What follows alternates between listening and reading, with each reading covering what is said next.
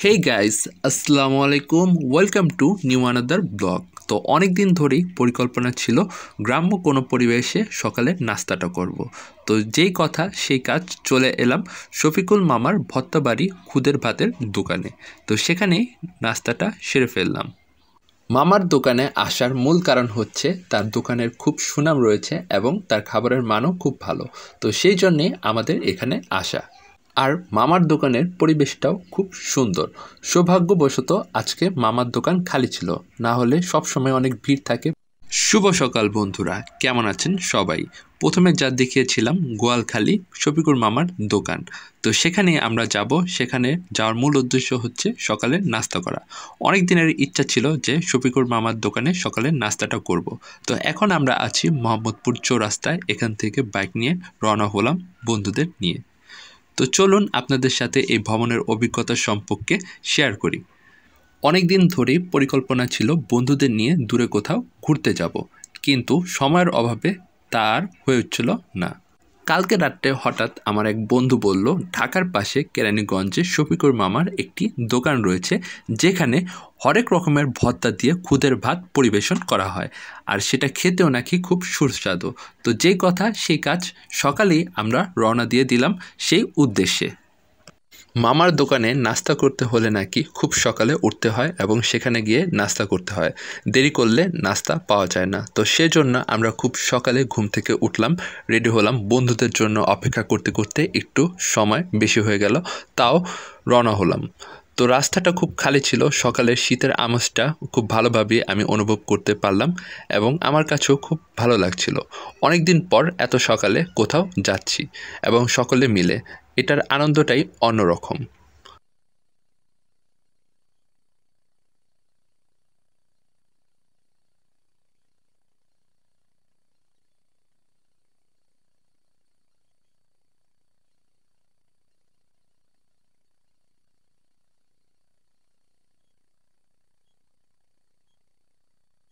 সবচেয়ে খারাপ লাগার বিষয়টি হচ্ছে, বাংলাদেশের সকল রাস্তায় আইল্যান্ডের পাশে অনেক বালির স্তূপ এবং ময়লা আবর্জনা পড়ে থাকে, যা কিছু সময় দুর্ঘটনার কারণ হয়ে দাঁড়ায়। আর কিছু মানুষ আছে রাস্তাটাকে তার নিজের ব্যালকনি ভেবে মোবাইলেই তার প্রয়োজনীয় কাজ সেরে ফেলে। সে কল্পনাও করতে পারে না যে কোনো সময় ভয়াবহ একটি দুর্ঘটনা ঘটে যেতে পারে। আরেকটা চিরসত্য হচ্ছে, ক্যামেরা সেটআপ নিয়ে বের হলে কিছু লোক এভাবে তাকিয়ে থাকে, মনে হয় চিড়িয়াখানা থেকে কোনো জীবজন্তু বেরিয়ে এসে রাস্তায় চলাফেরা করছে। সকালে বের হওয়ার কারণে শীতটাকে খুব ভালোভাবে উপলব্ধি করা যাচ্ছে এবং তা আমি খুব ভালোভাবে উপভোগ করছি। অবশেষে কথা বলতে বলতে চলে আসলাম বছিলা ব্রিজে। তো আপনারা ভ্রমণের এই দৃশ্যগুলো উপভোগ করতে থাকুন।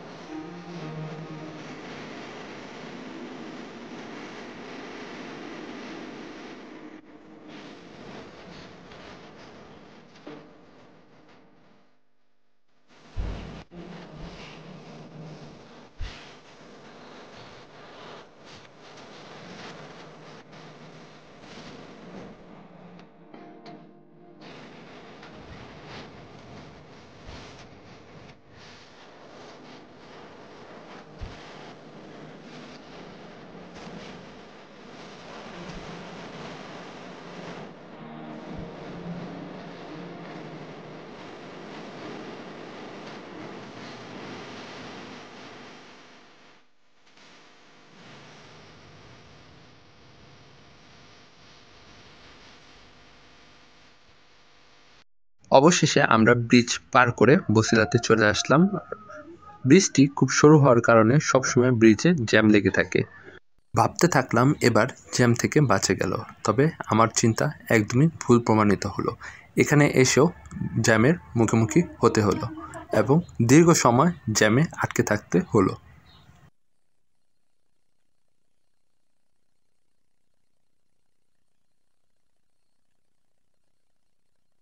অবশেষে চলে আসলাম শফিক মামার ভর্তাবাড়ি খুদের ভাতের দোকানে। তো এখানে আমাদের বাইক দুটি পার্ক করা হয়েছে এবং আশেপাশের পরিবেশটাও খুব সুন্দর। গ্রাম্য পরিবেশের মধ্যে একটা অন্যরকমই ভালো লাগা কাজ করে।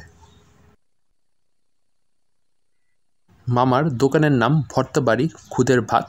এই জায়গাটির নাম হচ্ছে কেরানীগঞ্জ, গোয়ালখালী। আপনারা যারা আসতে চান এই ঠিকানায় আসতে পারেন। আমার সাথের বন্ধুরা ভিতরে বসে আছে, আমারও খুব ক্ষুধা লেগেছে, এবার ভিতরে ঢোকা যাক। এ হচ্ছে মামার দোকান। আপনারা যারা আসতে চান তাদের জন্য এটা দেখানো হলো, যাতে করে আপনারা সহজেই শফিকুল মামার দোকানে আসতে পারেন। জায়গার নাম হলো গোয়ালখালী, চেয়ারম্যান বাড়ির সংলগ্ন কেরানীগঞ্জ। এখানে মামার হরেক রকমের ভর্তা দিয়ে খুদের ভাত খেতে পারবেন এবং তার খাবারটাও খুব সুস্বাদু।